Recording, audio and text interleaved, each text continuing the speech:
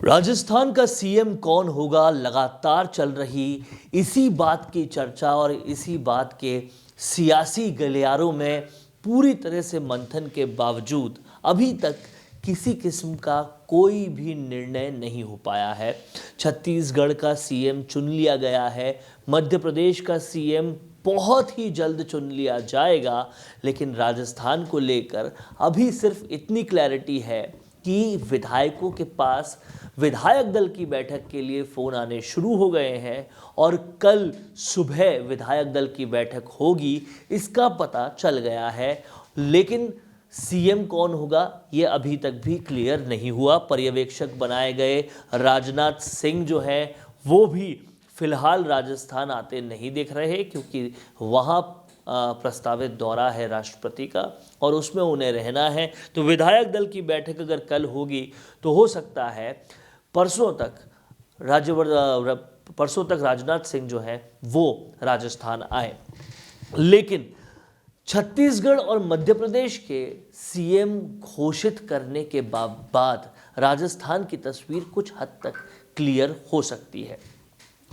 जातिगत समीकरणों को अगर देखें तो समझ में ऐसे आता है कि अगर छत्तीसगढ़ में आदिवासी मुख्यमंत्री चुन लिया गया है तो आने वाले लोकसभा चुनावों के लिए एक मैसेज ये दे दिया गया कि भाजपा राज्यों में आदिवासी मुख्यमंत्री को पूरी तरह से कमान दे रही है, तो उस मैसेज को फिर रिपीट करने की ज़रूरत नहीं है। और अब मध्य प्रदेश और राजस्थान से दो अलग मैसेजेस दिए जाएंगे, क्योंकि आने वाले वक्त में जो चुनाव होने वाले हैं वो लोकसभा के हैं। बड़े कैनवस पे पिक्चर बननी है और इसके लिए उस चुनाव के मुताबिक तय होना है कि कौन मुख्यमंत्री बनेगा।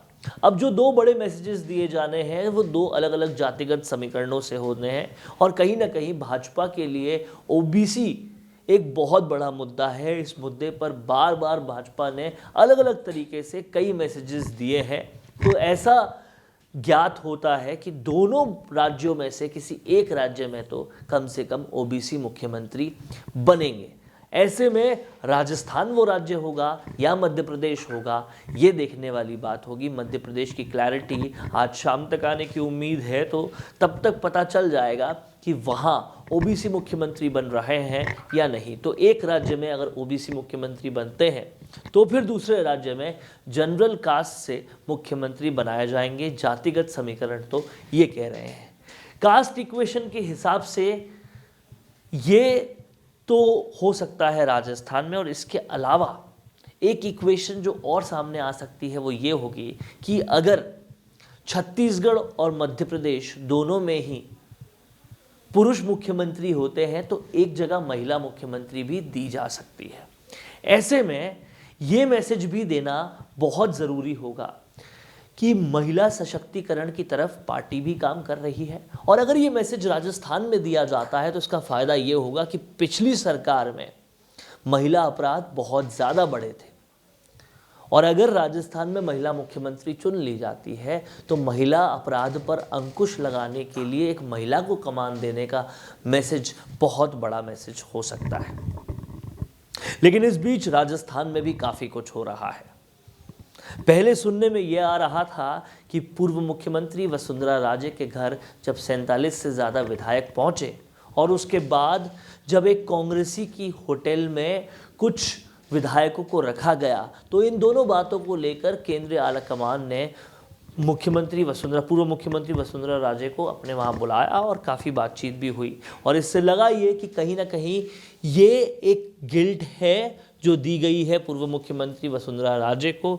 लेकिन उसके बाद के जो घटनाक्रम हुए उससे ऐसा लगा नहीं कि उस एक्शन से कोई पछतावा था, क्योंकि अब उनके जयपुर आते ही उनके घर पे फिर से 10 से ज़्यादा विधायक मिलने पहुँचे।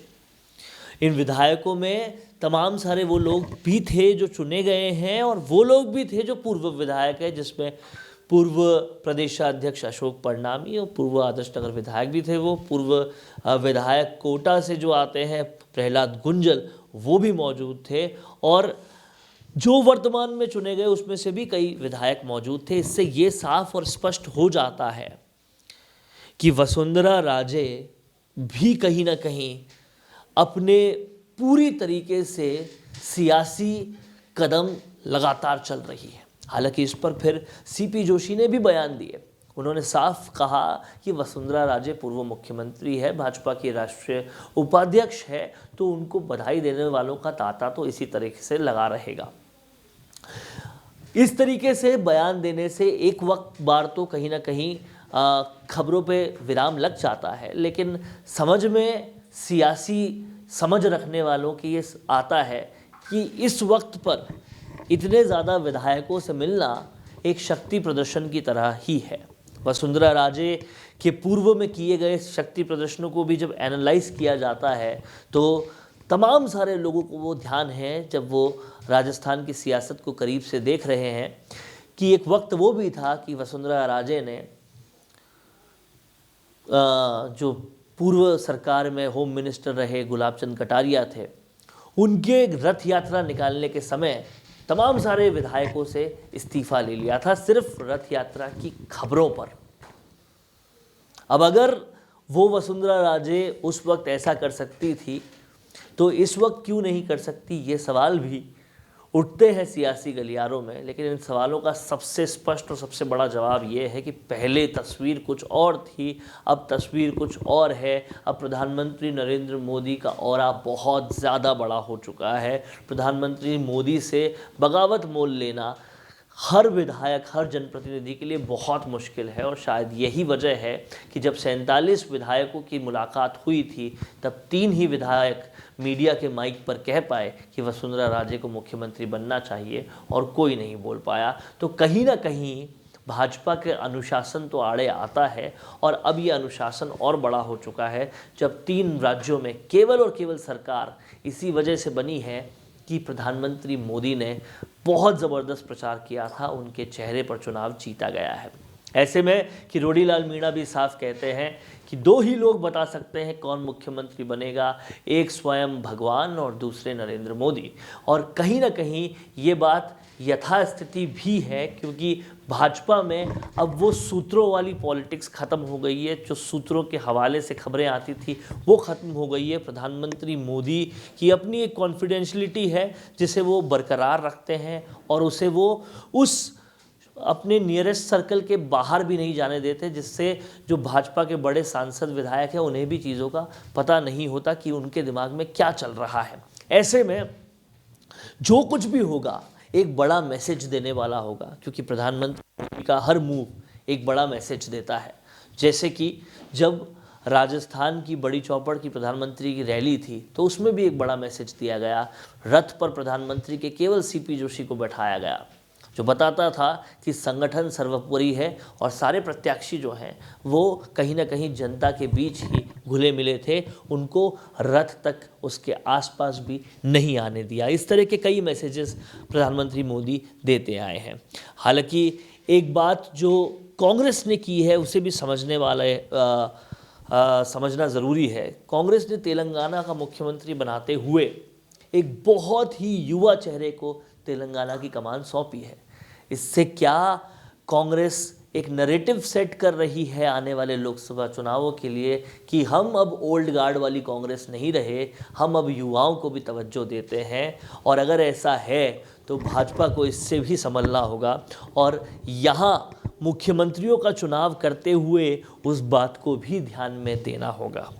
और कहीं ना कहीं ये बात भाजपा में बिल्कुल उनके भी ध्यान में होगी, क्योंकि भाजपा उस पार्टी का नाम है जो एक चुनाव ख़त्म होते ही, एक इवेंट ख़त्म होते ही दूसरे चुनाव की तैयारी शुरू कर देते हैं। 5 साल लगातार उस तैयारी में बिताते हैं, और कहीं ना कहीं ये देखा भी गया विधायकों से पहली टेलीकॉन्फ्रेंसिंग में कहीं ना कहीं सबसे पहली बात ये कही गई कि आप जीत गए हैं, लेकिन अब आपको तुरंत एक यात्रा का शुरुआत करनी है, जो यात्रा आपके हर विधानसभा क्षेत्र में होगी, और विकसित देश बनाने के लिए भारत को उस यात्रा का करना ज़रूरी है। अमूमन पार्टियां ये करती है कि जब जीत जाती है उसके बाद रिलैक्स मोड पे आ जाती है, लेकिन भाजपा उन पार्टियों में से नहीं है। और ऐसे में तमाम सारे एक्टिव मोड्स के होते हुए इन बातों का भी ध्यान बिल्कुल भाजपा ने दिया होगा कि कैसे तेलंगाना में एक युवा मुख्यमंत्री बनाया है कांग्रेस ने, और उस बात का भी ख्याल रखते हुए राजस्थान और मध्य प्रदेश का मुख्यमंत्री तय होने की पूरी उम्मीद है। ऐसे में अब देखने वाली बात यह होगी कि कल विधायक दल की बैठक जब होती है उसके कितनी देर बाद राजस्थान के मुख्यमंत्री का नाम आउट होता है, क्योंकि जाहिर सी बात है 15 तारीख के बाद मलमास लगने वाले हैं और इसलिए उससे पहले ही शपथ ग्रहण भी होना ज़रूरी है। तो मुख्यमंत्री के नाम में उससे ज़्यादा विलंब तो नहीं हो सकता। कैमरा पर्सन चेतन के साथ वरुण बंसाली, राजस्थान संवाद के लिए। Namaste. Are you looking for a professional Indian spokesperson for your business promotion? Look no further. I am Varun, an actor, spokesperson with 20 plus years of experience.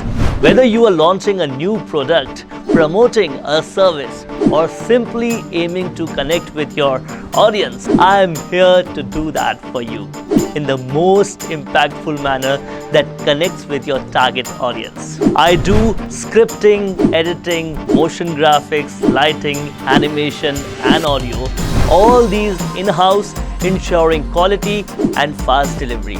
I offer logo insertion, image insertion, video insertion, bottom scroll insertion and movable background too, with just a little extra charge. Now what are you waiting for? Let's join hands to create a promotional masterpiece that reflects your brand identity. Check out my profile now and message me for any kind of queries.